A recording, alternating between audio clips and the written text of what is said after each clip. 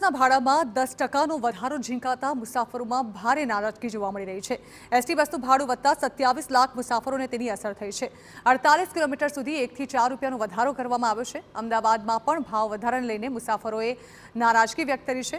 મુસાફરોનું કહેવું છે કે એક ઝાટકે સરકારે 10%નો વધારો કર્યો, જેથી રોજેરોજ એસટીમાં મુસાફરી કરતા લોકો પર તેનું ભારણ વધશે, તેમજ મધ્યમ વર્ગના લોકોને પણ મુશ્કેલી થવાની છે। ગરીબ અને મધ્યમ વર્ગને ધ્યાનમાં રાખી સરકારે નિર્ણય લેવો જોઈએ। એસટી બસોના ભાવમાં 10%નો વધારો લાગુ કરવામાં આવ્યો છે અને 2023માં જે 25%નો ભાવ વધારો લાગુ કરવામાં આવ્યો હતો એના પછીનો આ બીજો ભાવ વધારો છે, જે હવે જે છે પેસેન્જરો એમને ચૂકવવો પડશે। પેસેન્જર્સ આપણી સાથે છે, એમની સાથે વાત કરવાનો પ્રયાસ કરીશું કે જે ભાવ વધારો છે 10%નો આજથી લાગુ પડવાનો છે, તમારું શું કહેવું છે આ સમગ્ર મામલે કે ભાવ વધારો યોગ્ય છે કે નહીં, કે શું? ભાવ વધારો યોગ્ય નથી, કેમ કે લોકોને મજૂરી પણ મળતી નથી, કામ મળતું નથી, કામ મળે છે તો પૂરતું વેતન મળતું નથી, એનો ભાવ વધતો નથી। અને અત્યારે આ સરકારી બધા વેરા નાન તેન સરકારના બધા એમાં ભાવ વધે છે, તો આમાં તો મૂળ તો મધ્યમ વર્ગ અને ગરીબ વર્ગને જ મુશ્કેલી છે આમાં તો। તમારું શું કહેવું છે, જે ભાવ વધારો થયો છે યોગ્ય લાગે છે તમને? ના, યોગ્ય નથી, કેમ કે આમાં તો બહુ મોટા લોકો નથી મુસાફરી કરતા, નાના લોકો જ મુસાફરી કરે છે, તો એ લોકોને આ ટિકિટના પૈસા વધારે ચૂકવવા પડે, બહુ તકલીફ પડે, કેમ કે મોટા લોકોને તો એ કંઈ આનું છે જ નહીં, જે આમાં આવે એ નાના માણસો જ માટેનું છે, એટલે આ યોગ્ય ન કહેવાય। અચ્છા, અહીંયા કેટલીક મહિલાઓ પણ છે, એમની સાથે પણ વાત કરવાનો પ્રયાસ કરીશું। તમારું શું કહેવું છે બેન, જે ભાવ વધારો થયો છે તમને લાગે છે યોગ્ય છે કે પછી આની અંદર સરકારે કંઈક વિચાર કરવો જોઈતો હતો? કરવો જ જોઈએ વિચાર। મોંઘવારી તો બધાને નડે ને, મામૂલી માણસને વધારે નડે। ઘટાડો વધતો જ જાય છે ને ભાવ બધી જગ્યાએ, મધ્યમ વર્ગને તો બહુ જ ઓલું થાય, મામૂલી માણસ હોય એને।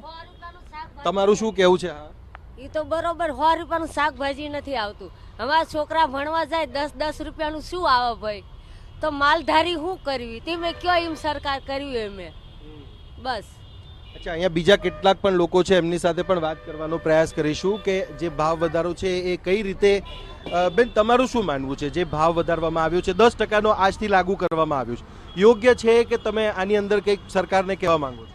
યોગ્ય તો નથી જ તે, આમાં બિચારા ગરીબ માણસો હોય એ શું કરે, મરી રહે ને એમ। અત્યારે ક્યાંય કોઈને ધંધા નથી કે કાંઈ કમાણી નથી, તો એનું પોષણ બધું કેવી રીતે કરે એમ બાળકોનું? પણ જે પ્રકારે ભાડું વધારવામાં આવવાની વાત છે એ પ્રમાણે સુવિધાઓ મળે છે ખરી બસમાં?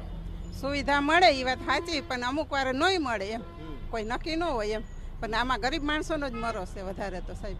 બરાબર છે, તમારું શું કહેવું છે આ જે ભાવ વધારો છે એને લઈને? તમને શું લાગે છે કે ભાઈ ભાવ વધારવામાં આવે છે પણ એ પ્રકારની સુવિધાઓ કે એ પ્રકારની ફેસિલિટી બસમાં મળે છે?